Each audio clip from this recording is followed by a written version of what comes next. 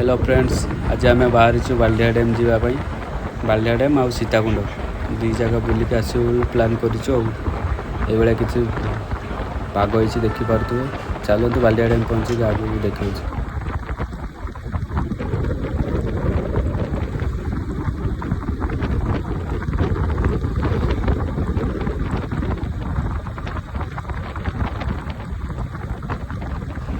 Finally आम आसिक Ballia dam पहुँची गलु। ये किसी व्यू अच्छी देखो। आ बाटर वर्षा पाइले तो वर्षार भिजिक मुझे पूरा उदा हो ड्रेस फ्रेस पूरा उदा हो। बालिया डैम ये किसी व्यू अच्छी लोक बहुत आसते।